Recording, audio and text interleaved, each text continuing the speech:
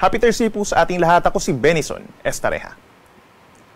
Asahan na po ang mga pag-ulan ngayong araw at sa mga susunod pa na araw sa malaking bahagi po ng Southern Luzon, Visayas and Mindanao dahil po sa umiiral na southwest monsoon or habagat na siyang unti-unting pinalalakas. Ito pong bagyo na nasa labas ng ating Philippine Area of Responsibility. Itong nasa labas na bagyo po ay severe tropical storm na with international name na Bibingka at nasa layong higit 1,900 kilometers po silangan ng Central Luzon. May lakas na hangin ng 95 kilometers per hour at inaasahang lalakas pa habang binabagtas po ang hilagang bahagi ng Philippine Sea plus the Pacific Ocean. Base naman po sa pinakahuling track ng Pag-asa, inaasahang kikilos po pahilagang kanluran pa rin ang nasabing bagyo at posibleng nga maging typhoon bago siya pumasok ng ating Philippine Area of Responsibility bukas ng gabi. Kung sakasakali po ay papangalanan natin ito na bagyong Ferdy o yung magiging pang-anim na bagyo for this year. Inaasahan naman na kikilos ito pahilagang kanluran pa rin hanggang sa makalabas agad ng ating Philippine Area of Responsibility pagsapit po ng Sabado ng umaga. Sa paglabas nito, magpapaibayo pa rin po ito ng habagat or southwest monsoon kaya't magpapatuloy pa rin ang mga pag-ulan in many areas of our country hanggang dito sa may northern and central Luzon kabilang na ang Metro Manila hanggang sa susunod po na linggo na yan. Mananatiling malayo sa ating kalupaan, subalit posible pa rin po ang banta ng mga pagbaha at pagguho ng lupa. Para naman po sa lagay ng ating panahon ngayong araw ng Thursday, may mga lugar na po na uulanin dahil sa habagat plus yung buntot nitong si Bagyong Bibingka. Mataas ang tsansa ng ulan sa may Bicol Region, lalo na sa may Sorsogon and Masbate, at dito rin po sa may Occidental Mindoro at lalawigan ng Romblon, dulot po yan ng habagat. Minsan malalakas po yung mga pag-ulan, makulimlim na panahon ang iiral, kaya't mag-ingat po sa mga posibleng pagbaha at pagguho ng lupa at mataas ang tsansa po na magtataas din tayo ng mga advisories and heavy rainfall warnings. Sa natitirang bahagi naman po ng Luzon, kabilang ang Metro Manila, asahan naman ang bahagyang maulap hanggang madalas maulap na umaga, then pagsapit po ng tanghali hanggang sa gabi na po yan, ay madalas na mga magiging pag-ulan natin dulot ng mga thunderstorms kung dito sa may Northern Luzon at sa unti-unting lumalakas po na southwest monsoon or habagat sa natitirang bahagi pa ng Calabarzon, Bicol Region, Metro Manila, parts of Central Luzon. Meron din trough of the tropical storm or severe tropical storm Bibingka, ito po sa may areas ng Cagayan Valley and Aurora. Temperature natin sa Metro Manila mula 26 hanggang 32 degrees Celsius. Sa ating mga kababayan po dito sa Palawan, Visayas and Mindanao, magdala po ng payong kung lalabas po ng bahay ngayong araw dahil mataas ang tsansa ng malalakas na mga pag-ulan kung dito sa may western section, sa may Palawan, Western Visayas, Zamboanga Peninsula and Bangsamoro dahil po yan sa southwest monsoon at ang natitira pang bahagi ng Visayas and Mindanao dahil dun sa trough nitong si Bagyong Bibingka. Minsan nga malalakas po yung mga pag-ulan kaya't mag-ingat po sa mga posibleng pagbaha at pagguho ng lupa at make sure po na lagi tayong nakaantabay sa mga heavy rainfall warnings and rainfall advisories ng Pag-asa.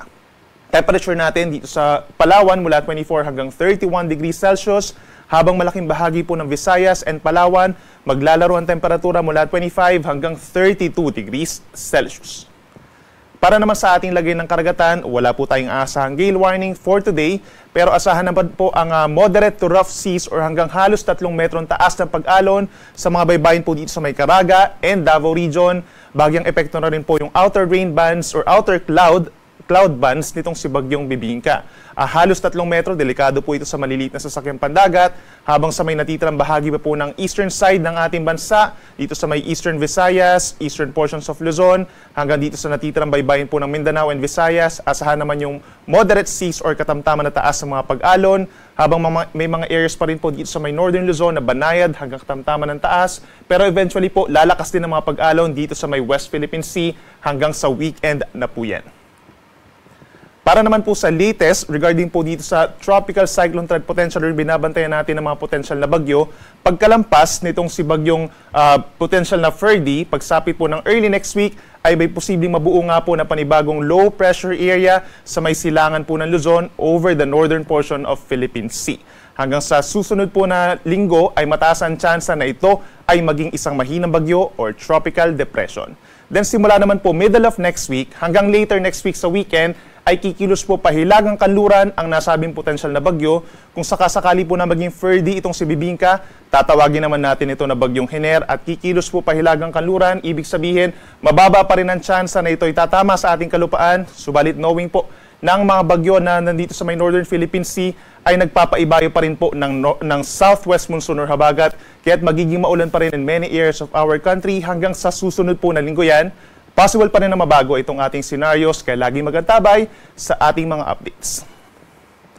At para naman po sa magiging lagay pa ng ating panahon sa susunod pa na 2 araw, magiging malakas pa rin po ang mga pag-ulan in many areas dahil pa rin yan sa southwest monsoon na paiibayuhin pa rin po nitong si Tropical Cyclone Bibingka na posibleng maging si Ferdy.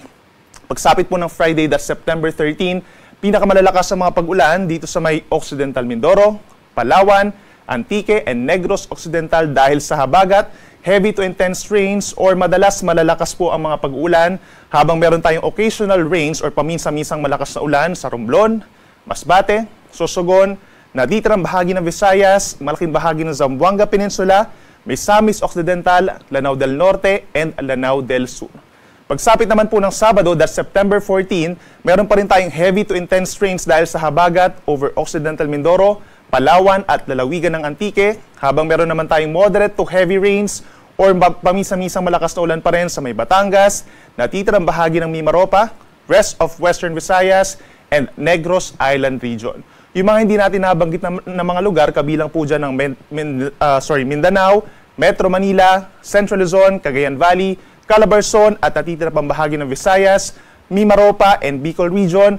Magkakaroon din po ng kalat-kalat ng mga pag-ulan and thunderstorms simula po ngayong araw hanggang sa susunod pa na 3 araw, so hanggang sa weekend, magiging maulan po. So make sure na meron pa rin tayong dalang pananggalang sa ulan. Lagi makipag-coordinate po sa inyong mga local disaster risk reduction and management offices kung kinakailangan po ng paglikas at lagi po magantabay sa ating mga updates, lalo na po sa mga heavy rainfall warnings. Mostly paulan po talaga ang magiging cause nitong si bagyong possible na Ferdy. Sunrise po natin ay 5:45 ng umaga at sunset naman po ay ganap na 6:00 ng gabi.